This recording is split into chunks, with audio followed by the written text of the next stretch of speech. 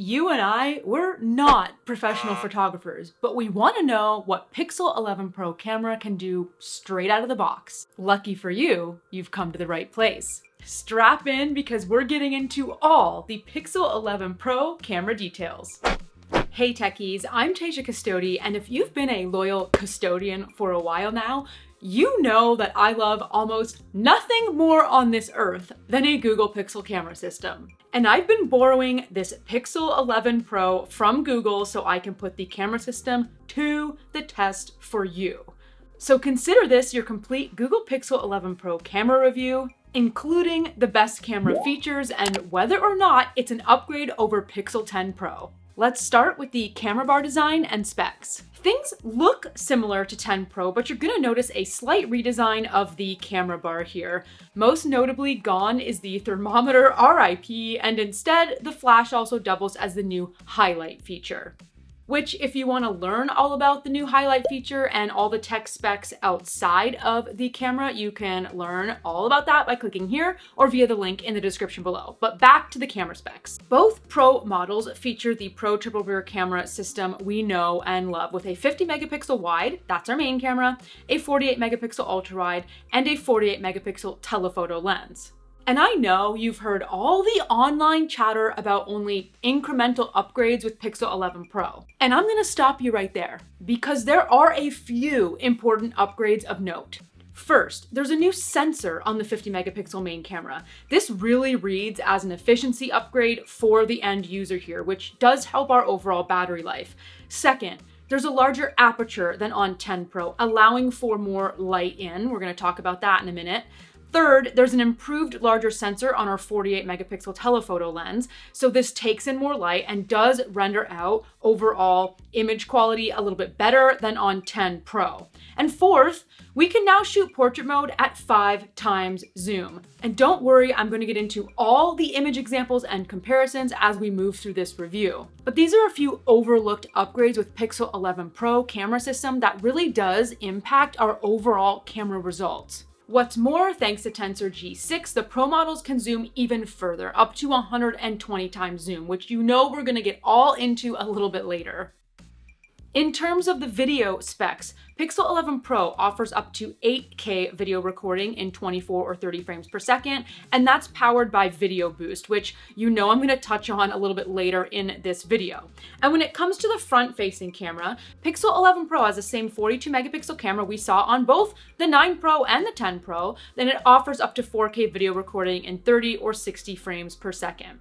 Now, with all the specs out of the way, it's time to dive into the nitty-gritty, detailed camera test. And as we begin to explore the camera results, it's important to know that none of these images you're about to see have been edited or touched in any way. What you see is what you get, shooting straight out of the box. So this is a true example of what you can expect when you start using this device from day one. I will make it very clear for you when we get to some of those editing features. So let's begin our exploration with a front-facing selfie and video test. We're not going to spend a ton of time here, but I'm quite happy with Pixel 11 Pro's front-facing camera.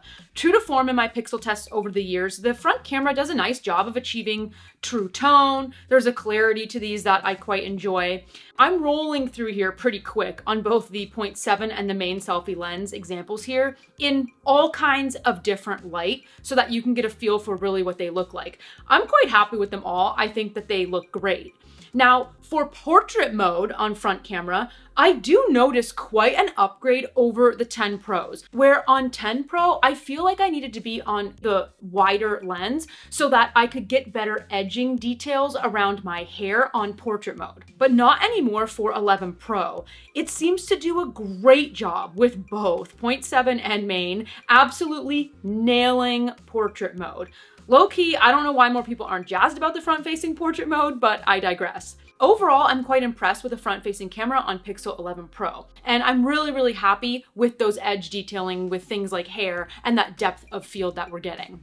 But let's quickly touch on the front-facing camera video capabilities. As a baseline, I always set my Pixel to 4K, always for video, so that's what I'm testing and showing you here.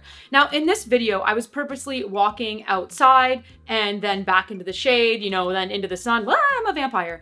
And back into the shade, so you can see the difference in how it adjusts to those difference in light on the fly. Now, by the way, the temperature range when I was doing all this testing for you was anywhere from 96 degrees Fahrenheit, that was the coolest, to 114 degrees Fahrenheit. Yeah, really. And this will be important to remember later on in the video when I talk about what happens when Pixel 11 Pro overheats, because both me and this baby were putting in the work for ya. And on the topic of video, what a better time than to test the back camera video capabilities of Pixel 11 Pro. And something important right off the bat is that the active stabilization mode is only available at 1080p for now. So you're gonna notice a quality loss if you require that active mode. But if you're not running or biking or jumping around, you should really be fine without that toggled on. Standard stabilization should do just fine for you. And another cool update to the video capabilities here is Creator Suite, which I've talked about in another video linked for you in the description below. But here in the Creator toggles right inside your camera app, you can toggle on social media guidelines, which I find super helpful so that way you know the boundaries that you need to keep your subject in. Now, I noticed a marked improvement on 10 Pro in terms of video capabilities, and I think it's hard pressed to find too much of a difference here on 11 Pro. 4K video is quite nice, it's true to life colorization, and I found it really great when you're trying to focus from something in the foreground to something in the background. It's smooth as butter here. Now, I did play around a little bit with the 8K recording, but I do want you to keep in mind that this video you're watching right now is only in 4K. So just keep that in mind, it is what it is. But I did want to show you this clip here because, you know, see if you can spot those clarity differences. I really do find that 8K video, the clarity was off the charts. Don't worry, Poppy Girl was fine in the heat. It was hot out, but if she had her way, she'd sit on hot travertine for 114 degrees all day long because she's crazy. So we did these clips really quick, and then I promise you we went inside and had a lot of water. But I love the 8K video on Pixel 11 Pro. Now it does require video boost. And while processing times are faster, I can tell you in both those 28-second and 29-second 8K video clips, it took about 30 to 45 minutes for that video to be fully boosted and available. And I'll touch more on processing times in a little bit, but for now, let's move on to the main camera and ultrawide. I just simply adore a Pixel camera. I know that's no surprise to any of you familiar with my content, but even just boring regular old shots somehow seem more dynamic on Pixel. And Pixel 11 Pro really delivers on rich detail, color, and overall noise reduction. So I'm sorry for those of you that aren't meat eaters, but hello, how delicious does this steak look? It really renders out true to life colorization with ease.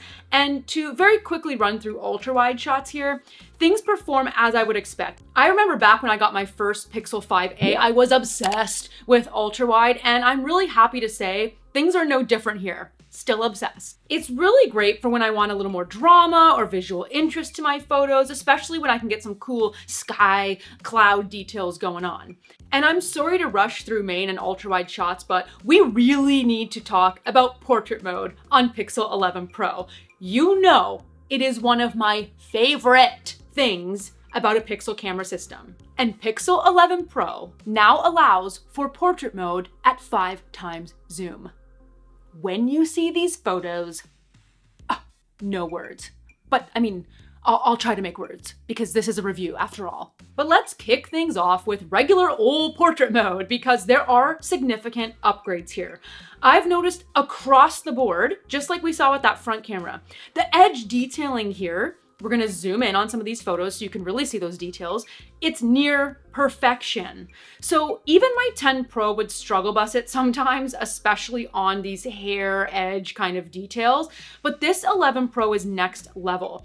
I've not lit any of these shots, by the way, so you're just gonna see as an example sometimes some natural light coming in from my front door on some of these, but these really are incredible portraits. Now, there's some harsher light here coming in from my back door, and you can see it's still doing well with all of those little details. But let's get to the money shots, shall we? The all-new portrait mode with 5x zoom. I'm obsessed. Of course, little Poppy Girl, our favorite reluctant model, looks gorgeous, but check out these shots. Again, There's no editing on any of these. It's just point and shoot. It has done an exceptional job at rendering out that depth of field here. And again, that edge detailing, my gosh, it's perfection. I honestly cannot believe these portrait shots are from a phone. My goodness gracious. Like, remember when we actually used to use these devices for talking? But a final example here of 5x portrait, and again, different, harsher light here. This is me catching a rooftop view before sunset. Now, you would be hard pressed to find an issue with this photo because, again, I want you to look at that incredible perfection that is the edge detailing, that depth of field we're really getting here with that 5x zoom. And even this color is so true to the exact moment and time of day we were in, which, by the way, was 110 degrees Fahrenheit on the roof of a paved parking structure. Anything for the shot. As much as I could talk about pixel portrait mode all day, and believe me, I could, we've got to move on to macro mode, because I've noticed right off the bat that macro mode on Pixel 11 Pro has been processing and focusing the image up much quicker. Starting with this pic of my Google Home speaker. So if you're eagle-eyed enough, you're gonna notice it's even picked up a string of some kind that I honestly have to tell you is not noticeable to the naked eye. Like, as in, I haven't been able to locate it and remove it from the device because I literally can't see it. And here again, it's done a great job on some water droplets. Now again, these are really quick auto macro focus shots, so you don't need to be stressing. The camera here did most of the lifting for me, and I absolutely love the detail in both of these shots as well. We've got really nice leaf details here. It almost looks fake. It's so detailed. And on the right, there are some tiny dried flowers, and once again, it's picked up all those minute fine details very well. With Pixel 11 Pro, I found it performed quicker and more efficiently on its own, meaning I wasn't spending a lot of time trying to manually tap the screen and focus in on the portion that I wanted the detail. It's a win. Now let's move on to night sight, because there's another upgrade here to night sight and low light shots. Google says that night sight and low light shots are processing faster than ever, and I can confirm that you don't have to hold still quite as long as you did before, but it still struggles a little bit when the subject is moving. So you can see here our friend's lovely doggo Bodhi comes out clear as a bell when he's not moving. But you can tell as soon as he starts moving, we lose that bit of clarity. So obviously I'm really nitpicking here, but hey, that's what I'm here for. And by the way, yes, this can be solved relatively easily with a little help from Photo Unblur in our camera app. So on the left is Bodhi without Unblur, and then on the right here, you can see Unblur has helped sharpen his eyes up a little bit. So it's not too bad for a subject in low light.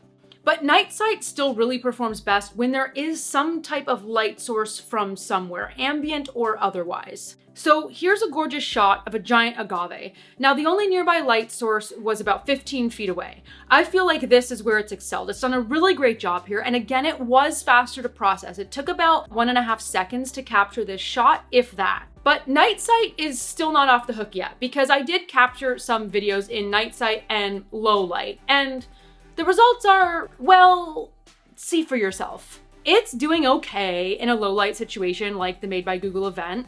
I mean, I wasn't really blown away, but I wasn't like overly disappointed in the capabilities at all. That is until I tried to zoom in a little bit in a low light situation. So this here, I was trying to zoom between 5 and 10 times, and I probably shouldn't have rushed it, and I should have done it with video boost, but this was not the best quality here. And you can imagine the less light you have, the worse it's gonna get. And I couldn't figure out why, even with that improved sensor, I still wasn't like blown away impressed by my night sight shots out of the box. And then I found YouTuber Evan Rampt explaining this entire thing. He's a photographer, a real one. And so I found his content super helpful to explain the whole thing. So I've actually linked that below for you. So if you find you're having problems with any night sight, this could really help. And we certainly can't test a Pixel camera system without testing the zoom capabilities, specifically 120 times zoom. Yes, really. First, 5x zoom looks beautiful on Pixel 11 Pro. Once again, none of these photos have been edited, so you can just see how it's performing here. But I really wanted to know, is zoom on Pixel 11 Pro better than on Pixel 10 Pro? Since, you know, on paper, the camera specs are the same, though we do have the upgraded sensor and faster processing. So, Is 11 Pro better at zoom? Let's take a look. Here's a side-by-side of 10 times zoom. There's Pixel 10 Pro on the left and Pixel 11 Pro on the right. I do notice a clarity difference here. And no, this isn't sponsored by Indeed, but if you look at the logo, do you catch the difference in clarity on Pixel 11 Pro as well? It can't just be me noticing this. So let's crank it up to 20 times zoom because this was a really quick, kind of poor lighting shot indoors, and Poppy is definitely more clear on Pixel 11 Pro. And check out this singular shot of the moon I took on 20 times zoom with Pixel 11 Pro. I mean, come on, just point your Pixel to the sky and bam. But I know you came here for 120 times zoom, and 120 times zoom you shall have. So we're gonna flip through the main to the 5 times zoom to the 10 times zoom, and then we're cranking her all the way up to 120 times zoom. Can you even? Remember, we've got that Tensor G6 and Google's latest imaging models to thank for this feature because it's using that generative AI to fill in the missing detail in real time. So that's giving us that crisper image. Again, let's move through these shots here from the main to the 5 times to the 10 times zoom, and then again, blammo, 120 times zoom. Now, for another quick comparison, here on the left is Pixel 10 Pro at 100 times zoom, and you can compare it to Pixel 11 Pro 120 times zoom on the right. And yes, before you ask, all the same safety features apply here as we saw with 100 times zoom, so there's no creeping on people. It simply won't process that photo for you. Okay, moving on to some of our returning faves with the camera system here before we jump into all the exciting new features. Things might look and feel a little different inside our camera app. Like as an example, the Reimagine feature is technically gone, but things like Add Me, Auto Best Take, and Camera Coach are still here and they're still great on Pixel 11 Pro. So reimagining photos is still gonna be possible here on 11 Pro. It's just gonna look a little bit different. Ask Photos is also going to function a little bit different. This is something we can use to reimagine a photo along with a few other cool, helpful things. So when you tap on Ask Photos underneath an image, it will now tell you all about the image. So you can learn more info here.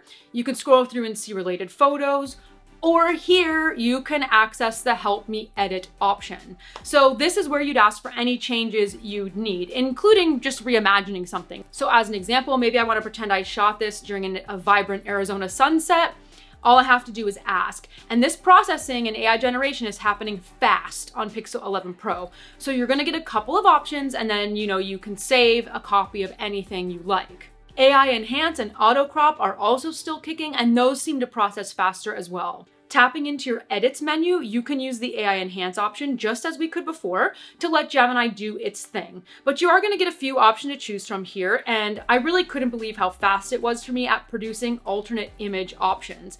The same is true for Auto Crop. I absolutely love this tool. I let Pixel do the work for me if I don't like the framing of a shot. It's a really quick and easy way to reframe something without needing any knowledge on shot composition. It can also generatively fill in any missing details in the photo for you, and no one would be any the wiser. So here's the before on the left, and then after the auto frame on the right. I just love this composition. And just like that, it's time to jump into a couple of new features, and we're gonna start with Magic Capture. Magic Capture is a toggle in our camera app that starts a video and then auto picks the best moments to find the right shot for you. It uses Gemini to scan about 400 frames to deliver 12 megapixel photos that are timed to perfection. So you're still getting the video too, without having to toggle between photos or video modes. So seeing this in action, here's a video I took at Made by Google. And yes, your eyes aren't deceiving you. You're gonna notice this is not 4K quality. At least for now, Magic Capture only records in 1080p and it's not stabilized, so keep that in mind. But here are the results. All of these images were pulled from that video. How cool is that? I really didn't do any work here. Honestly, it kind of worked like a dream.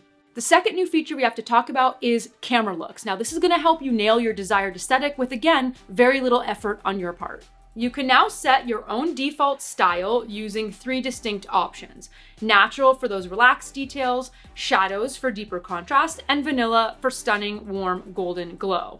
And beyond those basics, there are actually 6 more looks. There's digi, black tie, minimal, editorial, classic, and velvet. Plus, every look is fully customizable. So let's run through these quick so you can actually see the examples. Here's an original shot with no camera look applied. Here's that shot with Digi. Now let's flip to black tie. Here's what it looks like with minimal. And then this is a good example of what editorial looks like. And here's the classic look.